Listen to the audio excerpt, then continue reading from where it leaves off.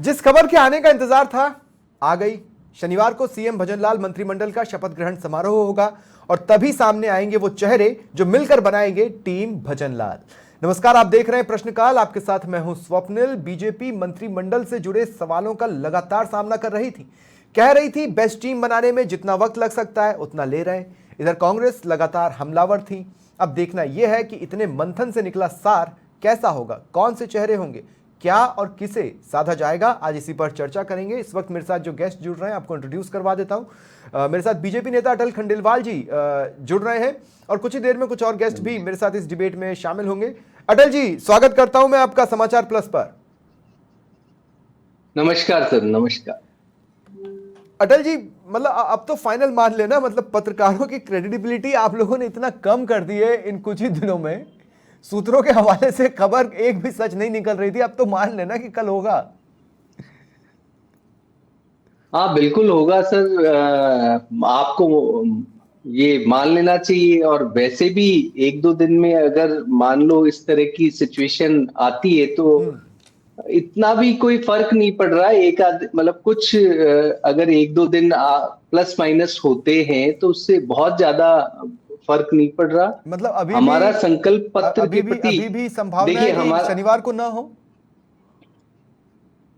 मेरा जो बोलने का मंतव्य है वो ये नहीं है। मेरा मंतव्य है कि उतना ज्यादा आप उसको प्रेशराइज वे में ना लें।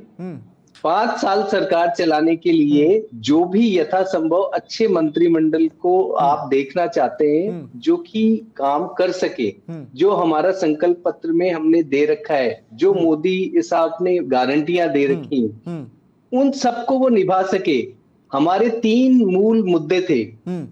पहला पेपर लीक मामला, दूसरा लॉ एंड ऑर्डर की सिचुएशन यहाँ पे, तीसरा भ्रष्टाचार। तो आप गौर से देखिए कि हमने अभी आप अगर विगत 20-22 दिन का काम देखेंगे आज की पेपर लीक तो की खबर उसके तो अटल जी अंदर शायद बड़ी आप तक पहुंची होगी।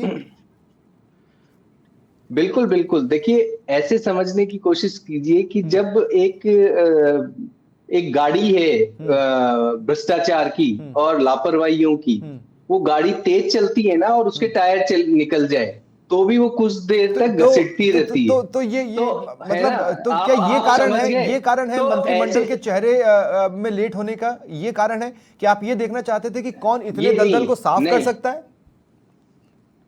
नहीं नहीं, ये कि बिल्कुल हाँ, ये भी एक कारण है कि अच्छा, हम एक बार जो निर्णय ले ले उसको ठीक दोबारा है, से पलटे नहीं। ठीक है, हमारा ये है कि मंत्रिमंडल में जो भी व्यक्ति आ रहा है वो ठीक है। अटल जी, आप दायित्ववान मेरे इस साथ रहे, मेरे तरीके साथ से और हो भी कि गेस्ट जुड़ चुके हैं, मैं उनको भी इंट्रोड्यूस करवा देता हूं। मेरे साथ सीएल यादव जी कांग्रेस की ओर जरूर से सर, जुड़ रहे हैं और श्याम सुंदर शर्मा जी राजनीतिक विश्लेषक हैं। आप दोनों का भी स्वागत है समाचार प्लस पर। अटल जी, अब मैं सीएल यादव जी के पास जा रहा हूं, लेकिन आपको एक बात कहते कहते जाता हूं। पता नहीं क्यों, मालूम रोज ये बताइए। गाना मेरे दिमाग में आता था कि बहुत देर से दर पे आंखें लगी थी हुजूर आते आते।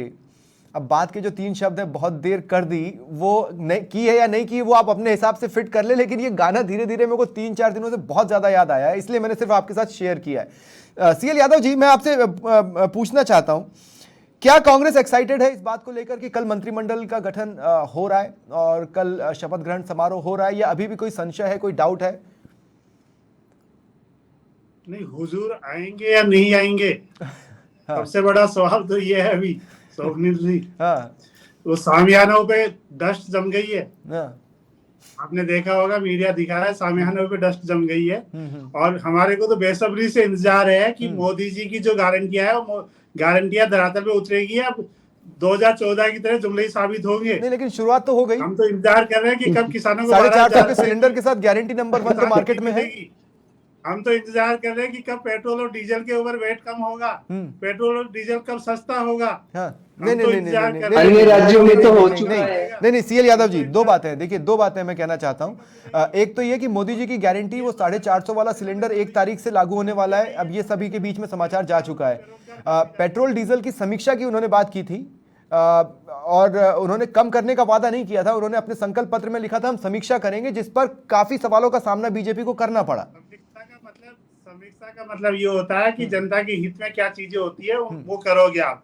जनता के हित में यह है कि टैक्स से लूट रही है पिछले 10 साल से मोदी सरकार पेट्रोल और डीजल पे, उस पे कब राहत देंगे? वैसे पिछले 10 साल में देश में क्राइम की रेट डबल हो गई। नहीं, वैसे मैं आपको बता दूं, बहुत धौलपुर की हाँ, मैं धौलपुर की इतना एक जरूर बड़ी कहना खबर चाहता हूं यहाँ पे आपको अपने आपके दर्शकों नॉलेज को में होगी। कि स्टेट की धौलपुर तरफ से सबसे कुछ बड़ी होता है या धौलपुर की नहीं बड़ी होता है, खबर आपके सेंटर की नॉलेज में तरफ से होगी। कुछ होना आप लगभग तय मान सकते हैं। और मैं आपको ये सूत्रों के हवाले से नहीं बता रहा हूं, मैं सिर्फ संकेतों को रीड कर रहा हूं। संकेत ये बता रहे हैं कि पेट्रोल डीजल के प्राइसेस में 6 से 10 रुपए कम किए जा सकते हैं आने वाले कुछ ही दिनों में। सेंटर की तरफ से ये इशारा मिल रहा है। जब वो जो टैक्स लादा वो कब कम होगा? मोदी जी ने मोदी टैक्स लादा पेट्रोल और डीजल पे ठीक है। एक्साइज का, वो कब कम होगा? ठीक है। इंतजार कर रहा है देश पिछले ठीक 6 है। साल से। और आज धौलपुर की घटना देखी होगी, किस तरह गोलीबारी हुई है, आपके पास भी खबर होगी। बिल्कुल, हाँ। तो प्रदेश त्रस्त है 25 दिन से ठीक कि है। कौन से कोने में जाके छुपी है सरकार। और जब प्रदेश में संकट आता है मुख्यमंत्री जी दिल्ली की दौड़ लगा लेते हैं। ठीक है, तो मैं श्याम सुंदर शर्मा जी आपके पास आ रहा हूं। श्याम सुंदर शर्मा जी, मुझे ऐसा लगता है कि सीएम भजनलाल जो अब दिल्ली गए हैं, जो आज यानी शुक्रवार को दिल्ली गए हैं, वो इसलिए नहीं गए हैं कि मंत्रिमंडल का गठन कैसे करना है, किन चेहरों को शामिल करना है। वो इसलिए गए हैं कि ये जो चेहरे हैं इनको किस तरह से विभागों में बांटा जाए, विभागों का बंटवारा किस तरह से हो, यानी फिनिशिंग टच देने के लिए शायद हो सकता है वो दिल्ली गए हो। लेकिन आपको क्या लगता है? श्याम सुंदर शर्मा जी से मेरा सवाल है। यादव जी 2 मिनट। पहले चार्टर प्लेन से पर्ची आई थी और अब है पर्ची लाने गए। ठीक, अब सुन लीजिए श्याम सुंदर जी को। हाँ, देखिए सुप्रीत जी, बड़े इंतजार के बाद ये तो बात है कि अब कल 3:15 बजे का टाइम निर्धारित हो गया है। निमंत्रण पत्र बंटे जा चुके हैं राजभवन के नहीं, सामान्य प्रशासन विभाग के माध्यम से जो निमंत्रण पत्र पहुंच चुके हैं, हमारे पास भी आ गया है। कल 3:15 बजे मंत्रिमंडल का विस्तार तो हो रहा है। बहुत बहुत शुक्रिया श्याम जी ये बता देने के लिए। हम लोगों ने चैन की सांस ली। मैंने कहा ना, हम लोगों की क्रेडिबिलिटी खतरे में आ गई थी साहब। नहीं, वो तो क्या है कि ये तो अब मुख्यमंत्री जी को खुद को ही नहीं पता था कि मेरा मंत्रिमंडल का विस्तार कब हो रहा है। ये बात तो सही है, उसमें दो राय नहीं है कि दिल्ली से हो रहा है सब कुछ। अब अटल जी कह रहे हैं कि हम बहुत अच्छे मंत्री को लाना चाहते थे। मंत्री तो जो बनेगा अच्छा ही बनेगा। आप उसको मंत्री बनने से क्या, चेहरों से मंत्री के थोड़ी ना कुछ होता है। देखिएगा आप दिल्ली से क्या निर्देश देंगे उसकी अनुपालना नीचे तक होगी। पेट्रोल डीजल के भाव कब कम होंगे ये निर्धारण कैबिनेट नहीं कर पाएगी। ये तो दिल्ली तय करेगा कि भाई कर दो आप, तो तय हो जाएगा। यहाँ पर कैबिनेट की बैठक में फैसला हो जाएगा, क्योंकि कैबिनेट की बैठक जब मंत्रिमंडल कल गठन हो जाएगा, उसके बाद विभाग रात को या कल सुबह तक, परसों सुबह तक बढ़ पाएंगे। उसके बाद कैबिनेट की बैठक होगी। कैबिनेट की बैठक में निश्चित तौर पर कुछ निर्णय ऐसे आएंगे जो निश्चित तौर पे चौंकाने वाले होंगे। हाँ, अभी आप देखिए पहली बैठक मेरे ख्याल से सौगातों की बौछार के लिए होगी, अमूमन जो रूटीन रहता है। अब स्वप्निल जी कल ये कह रहे थे कि हमने तो बुलडोजर चला दिया, वहां जाके मालूम पड़ा अतिक्रमण को हटाने के लिए बुलडोजर चलाया। उसकी संपत्ति तो थी नहीं। संपत्ति को यह है कि अतिक्रमण कर रखा था नगर निगम के माध्यम से, जो कि अशोक जी ने जिस तरह से साइड लाइन का दोनों जो पहले वाले पेपर लीक वाले मामले में चलाया था बुलडोजर, उसी तरह से अटल जी चलाया। बुलडोजर वैसे नहीं चला कि हाँ जाके तोड़ दो, कुछ नहीं देखी जाएगी। तो आप देखिएगा, मैं कह सकता हूं कि मुख्यमंत्री के हाथ में बहुत कुछ देना चाहिए। मुख्यमंत्री को दिल्ली के ऊपर इंतजार नहीं करना चाहिए। अभी दिल्ली का इंतजार तो कांग्रेस कराती थी, अभी बीजेपी भी कराने लगी अटल जी। ये पहले नहीं देखी परंपरा ज्यादा। और ये पेचीदगी ऐसी होगी कि मुख्यमंत्री का निर्णय जब इस तरह से हुआ था, किसी को पता नहीं था। और देखिए राजनाथ सिंह ने जो वसुंधरा जी को पर्ची दी, तो वसुंधरा जी सोचती थी मेरा ही नाम का तो अलाउंस होना, लेकिन अलाउंस तो कुछ और होना था। वसुंधरा जी ने पढ़ के अलाउंस नहीं किया। राजनाथ सिंह ने कहा नहीं आप और कोई नाम हो तो बताओ, नहीं तो घोषणा करते हैं भजनलाल शर्मा हमारे मुख्यमंत्री बन गए। अच्छी बात है, पहली बार बने, कामकाज भी ठीक करेंगे, हम मान के चलते हैं। क्योंकि हमारे तो खुद के विधायक के इस नाते से हम चाहते हैं कि अच्छा काम करके जयपुर को और पूरे राजस्थान को। वैसे बेनिफिट ऑफ डाउट की बात नहीं है। मुझे ये लगता है कि पूत के पांव पालने में दिख जाते हैं, दिख गए मोटे तौर पर। उनकी अप्रोच तो समझ में आ गई है कि वो किस तरह के अप्रोच के साथ सीएम का पद संभाल रहे हैं। वो तो हाल के दिनों में थोड़ा बहुत समझ में आया है। लेकिन एक बार फिर अटल खंडेलवाल जी मैं आपके पास आना चाहता हूं। अटल खंडेलवाल जी, देखिए क्या होता है ना कि आप ही साल भर लोगों को ये विश्वास दिलाते रहते हैं कि हमारे पास काबिलियत लोगों की फौज है, हम जिसको चुन ले वो हीरा, और उसके बाद आप ही लोग इस तरह से समझ लें तो फिर लगता है कि भाई क्या ऐसे कितने सचिन तेंदुलकर हैं जिनसे आपको ओपनिंग बैटिंग करवानी है भाई? देखिए ऐसा है स्वप्निल जी कि जब भी इस तरह के बहुत ऐसे निर्णय जो कि 5 साल ठहरने वाले हैं, उन निर्णयों के लिए हमेशा थोड़ा वक्त अगर लग रहा है तो लगने देना किसने चाहिए। कहा 5 साल ठहरने इस वाले हैं? बात आप एक बात समझने की कोशिश करिए कि अगर बहुत तेजी से क्या ऐसा ठहर गया पिछले 20 अगर आप 20-22 दिनों में देखोगे तो एसएमएस हॉस्पिटल में जाना, पुलिस प्रशासन की मीटिंग लेना, उनको कार्रवाई करने के लिए कहना और 6 से 7 हजार लोगों पर कार्रवाई कर देना। एक पहले दिन जिस दिन भजनलाल साहब मुख्यमंत्री के रूप में अपना कार्यभार संभालते हैं, उसी दिन एसआईटी गठित कर देना, गैंगस्टर एक्ट है ना, वो एसआईटी गठित कर देना, भ्रष्टाचार के लिए आप कह रहे हैं, आप एंटी गैंगस्टर फोर्स जोड़ना चाह रहे हैं। हाँ, जो है ना एंटी गैंगस्टर फोर्स वो ऐड कर दिया। तो ये सब करना और प्रशासन को एक तरीके से उन्होंने स्पष्ट बोल दिया कि भी हम फ्री एंड दे रहे हैं। एक सवाल आपसे लेना चाहता हूं, मैं एक सवाल आपसे लेना चाहता हूं, लेकिन उससे ठीक पहले एक बड़ी खबर यहां पे अपने दर्शकों को बता दूं। आईपीएस उत्कल रंजन साहू को डीजीपी का अतिरिक्त चार्ज दिया गया है। देखिए, कार्मिक विभाग ने इस संबंध में आदेश भी जारी कर दिया। अटल खंडेलवाल जी इसी तरफ इशारा भी कर रहे थे कि कौन सा काम रुका है। देखिए, डीजीपी का अतिरिक्त चार्ज इस वक्त दिया गया है आईपीएस उत्कल रंजन साहू को। कार्मिक विभाग ने आदेश जारी कर दिया है। उमेश मिश्र का जो वीआरएस है उसे मंजूर कर लिया गया है। तो ये बड़ी खबर आपको बता रहे हैं प्रशासन से जुड़ी हुई। उमेश मिश्र का वीआरएस एक्सेप्ट कर लिया गया है, मंजूर कर लिया गया है। कार्मिक विभाग ने आदेश जारी कर आईपीएस उत्कल रंजन साहू को डीजीपी का अतिरिक्त चार्ज सौंपा है। चलिए,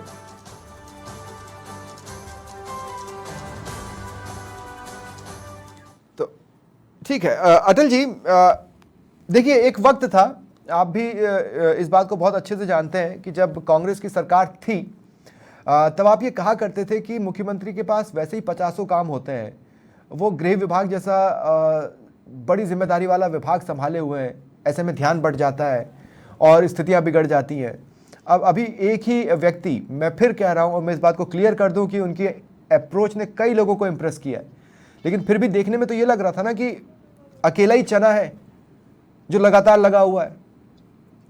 देखिए स्वप्निल जी, ऐसा आप लोगों का ये परसेप्शन किसने क्रिएट कर रखा है? आप लोगों ने। हमें तो पता है ना कि भाई बहुत सारे लोग इंटरनली उनकी मदद कर रहे हैं और बहुत सारी तरीके से वो बहुत तेजी से कार्य कर रहे हैं। अब देखिए, उन्होंने एक आदेश दिया सारे विभागों को, 100 दिन की अपनी कार्य प्रणाली है वो बना ले। कार्य प्रणाली कैसे बनेगी? नीचे से बनेगी। नीचे से विभाग, जो सबसे अंतिम छोर का विभाग है वो बड़े वाले को देगा और धीरे धीरे वो 100 डेज की कार्य प्रणाली। देखिए, मैं एक चीज यहाँ पर अटल जी आपको इसलिए टोक रहा हूँ क्योंकि आपने 2 बार इस पॉइंट की तरफ इशारा किया कि हम एक ऐसी टीम बना रहे हैं जो 5 साल तक चले।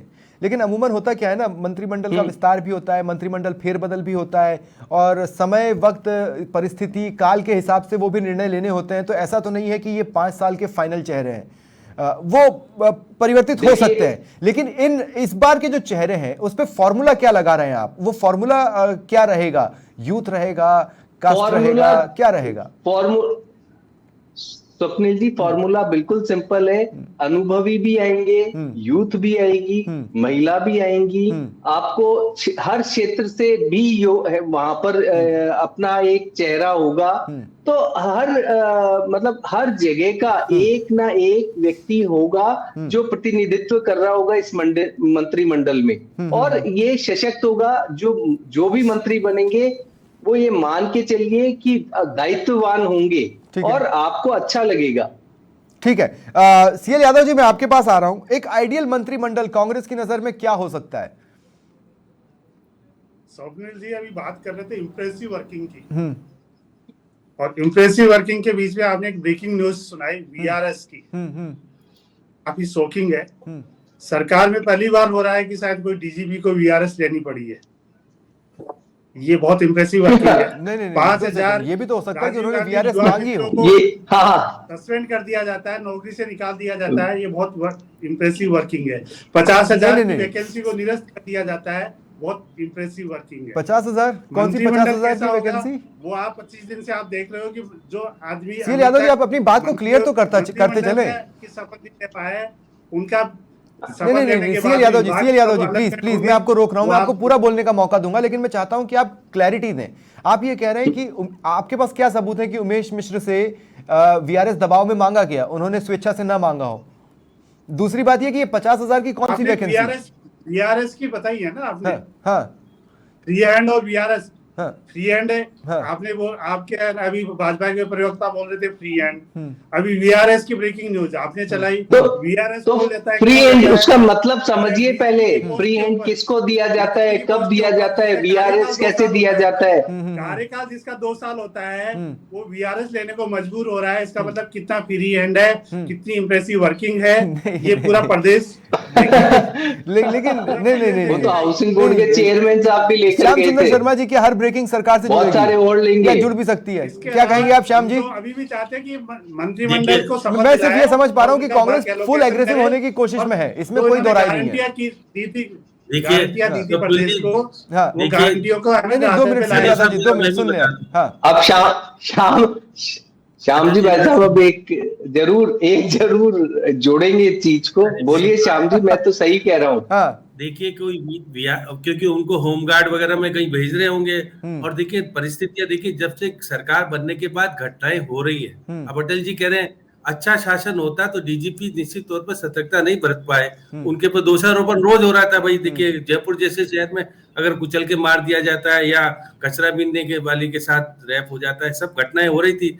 तो घटनाओं का नियंत्रित कर पाने में ठीक ठाक नहीं स्थिति होगी, निश्चित रूप से वीआरएस कौन लेता है, अटल जी को पता है। अब डीजीपी का भी नए डीजीपी भी बनना है, नई सीएस का भी नए बनना है, इसलिए मुख्यमंत्री जी को मंत्रिमंडल ही नहीं बनवाना है, अपने 2 बड़े अधिकारियों की नियुक्ति का भी विचार विमर्श करके वहां से आना है। अब अटल जी बार बार जो कह रहे हैं ना, अब हमको देखिए इंडिपेंडेंट दीजिए मुख्यमंत्री जी को, आप बेसहारा मत बनाइए। आप कह रहे हो कि हम तो बहुत कुछ है, दिल्ली में सब कुछ है, जयपुर में कुछ होना चाहिए, इसलिए मैं बार बार कह रहा हूं कि लेकिन दिल्ली ने जब भी फॉर्मूला बनाया है श्याम सुंदर जी, अटल जी एक मिनट स्वप्निल जी, मैं श्याम जी से पूछना चाहूंगा, श्याम जी क्या एसएमएस जाकर के व्यवस्था देखना ये भी दिल्ली से आता है क्या? कहीं पर किसान वो वहां अजय राजपुरा में जाकर के सामान्य किसान के यहाँ खाना खा के अपनी अभिव्यक्ति दर्ज करना ये भी क्या दिल्ली से आता है? ठीक है, व्यक्ति को देखा जाता है। भजन लाल जी श्याम जी 15-20 आप कमेंट दे ले, फिर मैं सवाल ले रहा हूं। महामंत्री रहे हैं और अच्छा, सीएल यादव जी भी कुछ जोड़ना चाह रहे हैं, देखना इनका कार्यकाल रहने ठीक है, वाला सीएल यादव जी भी कुछ जोड़ना चाह रहे हैं। सीएल यादव जी क्या जोड़ रहे हैं? स्वप्निल जी, हाँ सूत्रों के हवाले से खबर है कि 3 बड़े उच्चाधिकारी रिटायर्ड मॉनिटरिंग के लिए भेजे गए थे जब सरकार की मेजोरिटी आई थी, भाजपा की मेजोरिटी आई थी सीएम के शपथ लेने से पहले। अच्छा सर, और रोज एवरेज जो व्हाट्सएप आता है टास्क का, ठीक है, उसके हिसाब से ठीक है, सीएम साहब आगे वर्क करते हैं। ठीक है, ठीक सूत्रों के हवाले है से श्याम जी। मेरे को हाँ मालूम चला है। श्याम जी आप जवाब दें, तो आप कितने अटल जी के फ्री सवाल का हैंड जवाब है, दे ले, फिर मैं आपसे होंगे, सवाल पूछता हूँ। बाकी देश में देख रहे हैं बीजेपी शासित राज्य में, और वही हाल यहाँ का ठीक है, हो रहा ठीक है, हाँ, श्याम जी। जो इनकी गारंटी है वो जुमले साबित होने, देखिए, इसके अलावा अब कुछ नहीं होना।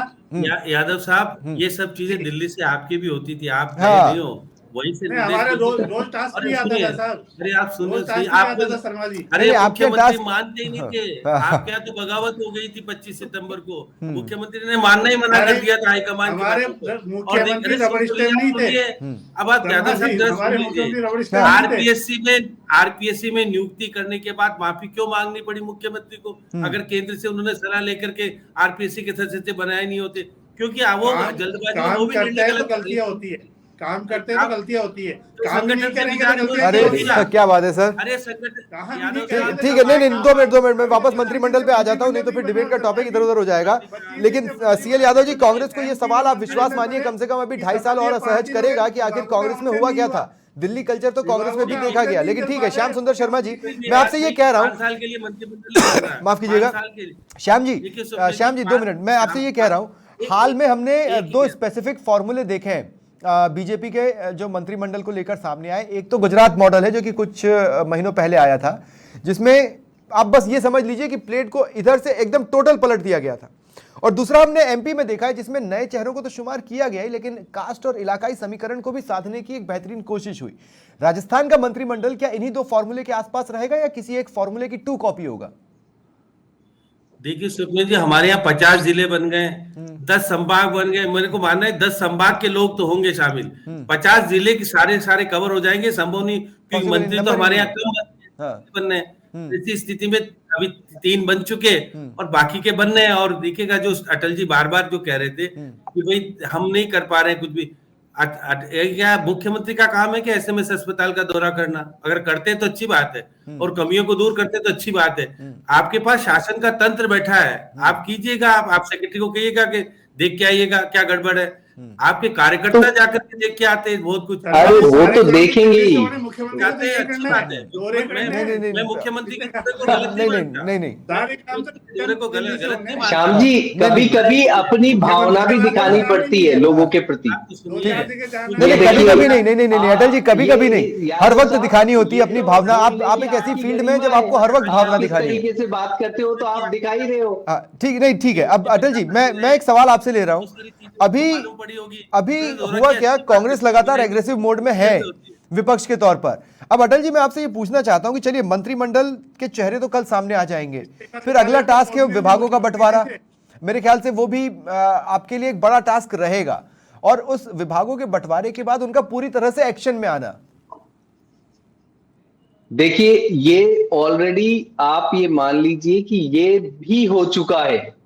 अच्छा। कल मंत्रिमंडल हाँ बिल्कुल, वो कल शपथ लेंगे और आपको थोड़े ही टाइम में विभागों का बंटवारा भी, मतलब मैं 1-2 दिन की बात मानता हूं कि वो भी हो चुका है और वो भी पता चल जाएगा।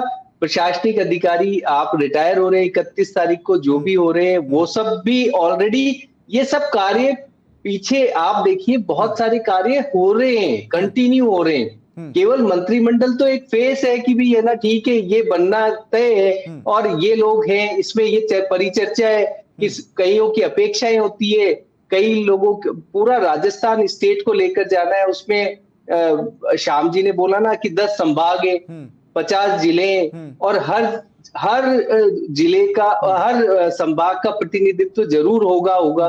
तो ये सब चीजें एक, जब राजस्थान स्टेट का मंत्रिमंडल बनेगा तो इसमें आएगा ही आएगा, और इसी के लिए इतना टाइम थोड़ा बहुत लग जाता है। और इतने से अगर टाइम से, अगर 5 साल अगर सुशासन चलता है तो क्या दिक्कत है? नहीं, वैसे मध्य प्रदेश और छत्तीसगढ़ में नहीं लगा, यहाँ क्या कॉम्प्लिकेशन था? नहीं, कॉम्प्लिकेशन देखिए, कोई कॉम्प्लिकेशन नहीं है अभी भी। ये फिर परसेप्शन आपका है कि कॉम्प्लिकेशन है, हमारे लिए तो कोई नहीं है। हम तो एक गति से करते आ रहे हैं और जहां पर भी एक व्यवस्था है वो मिल जाएगी, उस हिसाब से आगे बढ़ जाएंगे। सीएल यादव जी, अब मेरा सवाल आपसे है, सीएल यादव जी, एक तरह से देखें तो आपने मुख्यमंत्री चुनने में बीजेपी से ज्यादा समय लिया था, और दूसरी तरह से देखें तो मंत्रिमंडल चुनने में लगभग उतना ही समय ले लिया जितना बीजेपी ने लिया था। कौन से साल की बात कर रहे हो? 2018। आपने सीएम इनसे काफी लेट चुना, इन्होंने सीएम जल्दी चुन लिया। रिजल्ट कब आया था 2018 में? अब सर, चुनाव की आप डेट स्पेसिफिक जाना चाहते हैं तो मैं आपको ये भी बता दूं कि कैसे अशोक गहलोत जी और सचिन पायलट जी दिल्ली में डटे हुए थे। नहीं, तो आप भी तो कह रहे ज्यादा समय लिया था। 11 दिसंबर को रिजल्ट आया था, 17 दिसंबर को शपथ हो गई थी मुख्यमंत्री जी की। 11 दिसंबर को रिजल्ट आया था, 17 दिसंबर को शपथ हो गई थी मुख्यमंत्री जी की। अरे स्वप्निल जी, ये सवाल ये होना था इनसे, सीएल यादव साहब से, कि इतनी जल्दी मंत्री बना के भी क्या किया, इनका सर फुटबॉल तो आज तक है। ये सवाल बनता है इनसे, है ना? सर फुटबॉल तो आज तक। यादव जी, इस बात को तो नहीं नकारा जा सकता ना। नहीं कर पाए। गिरेबान में झांक के देखो, अपने गिरेबान में झांक के देखो, गरीबान झकी हुई है, सारा कुछ है। और ये सर फुटबॉल का ही नतीजा है कि आपको रिजेक्ट कर दिया जनता ने। और क्या है, ये सर फुटबॉल का ही नतीजा है। जो कुशासन आपका रहा वो इसी कारण रहा कि आप सर फुटबॉल करते रहे। दिल्ली की नहीं, ठीक है, मैं फाइनल कमेंट की ओर जा रहा हूं। श्याम सुंदर जी, मैं आपके पास आ रहा हूं। श्याम सुंदर शर्मा जी, आप भी जानते हैं, आप मेरी बात को आसानी से समझ गए होंगे कि सीएम चुनना कांग्रेस के लिए भी उतना आसान नहीं था 2018 में, जितना इस बार बीजेपी के लिए मुश्किल था। लेकिन मंत्रिमंडल चुनना कांग्रेस के लिए उस वक्त थोड़ा सा आसान था। अब आज कम से कम यह है कि कल मंत्रिमंडल सामने आ रहा है, तो हमें बाकी एनालिसिस के लिए कल तक का इंतजार तो करना होगा। अरे साहब वो 15 देखिए- सीएम बनाए थे ना, देखिए- उन्हें फुटबॉल चल रही है अभी अरे तो। सुन तो लीजिए। 15 सीएम बनाए थे। अब सुन ले, अब सुन ले, अब सुन ले। अरे सुन तो लीजिए, अब सुन ले, अब आप भी सुन अभी ले, तक हाँ। विपक्ष के नेता बनाने में हाँ। इनकी दुखती नब्ज पे वो रख दिया, दुखती नब्ज पे हाथ ठीक रख है, दिया, तो श्याम ये जी। परेशान है श्याम जी, सीएल चल। तो आपको पता है अरे अटल जी नहीं, अब सुन तो ले, अब सुन तो ले, श्याम सुंदर जी को क्लोजिंग कमेंट दे लेने दे। ठीक है, ठीक। हाँ, देखिए सुप्रीत जी, निश्चित तौर पर मंत्रिमंडल का विस्तार 3:15 बजे का टाइम निर्धारित हो गया, निमंत्रण पत्र बांटे जा चुके हैं। हाँ। अब अब क्योंकि नाम कौन कौन आएगा अभी तक फाइनलाइज हमारे हाथ में नहीं आया, ना अटल जी बता पाने में सक्षम है, क्योंकि दिल्ली ही फाइनल कर रहा ठीक है। है। इसलिए मुख्यमंत्री जी भी वहीं जा रहे हैं कि भाई बता दो, मैं उन्हीं को शपथ दिला दूं, क्योंकि शपथ और कल चीफ सेक्रेटरी तो वही पुरानी वाली बैठेंगी कल, तो क्योंकि बाकी अभी तो क्योंकि वो 31 तारीख को रिटायरमेंट होना है। अब डीजीपी नहीं रहेंगे, डीजीपी वीआरएस लेके चले गए। डीआईजीपी का वीआरएस लेने का मतलब है कि उनको वहां से हटा करके होमगार्ड वगैरह जहां भेजा जाता है वैसे किया जा रहा है। तो उन्होंने कहा होगा कि मैं ऐसी स्थिति को पैदा ही नहीं होने दूं। वीआरएस लेने का मतलब तो अटल जी फिर आपको ही पता है क्यों लिया जाता है वीआरएस, और समय से पहले लेने का मतलब है क्योंकि चीफ सेक्रेटरी का कार्यकाल तो 31 तारीख को पूरा हो रहा है। चीफ सेक्रेटरी कौन बनाओगे अभी पता नहीं है ना किसी को, क्या सुब्रत सिंह को बनाओगे या अभय कुमार आपके अनुभव से, मैं आपके अनुभव के हिसाब से जानना चाहता हूं श्याम जी, अगर आप बता पाए कल कितने चेहरे शपथ ले सकते हैं? 20-22 चेहरे शपथ ले सकते हैं कल। और चलिए, इस प्रकार से, और कैबिनेट के 12 कैबिनेट होंगे, 6 इंडिपेंडेंट राज्य मंत्री होंगे, 4 अटैच हो सकते हैं, या 4 इंडिपेंडेंट होंगे, 6 अटैच हो सकते हैं मंत्री। अभी संसदीय सचिव बनाने का तो कोई है नहीं, रास्ता खुला नहीं। सरकारी मुख्य सचेतक कब बनाए जाएंगे वो भी अटल जी अभी तक तय नहीं हो पा रहा, वो क्योंकि मंत्रिमंडल के बाद ही तय होगा। चलिए ठीक है, शुक्रिया आप तीनों का मेरे साथ जुड़ने के लिए और इस चर्चा में शामिल होने के लिए।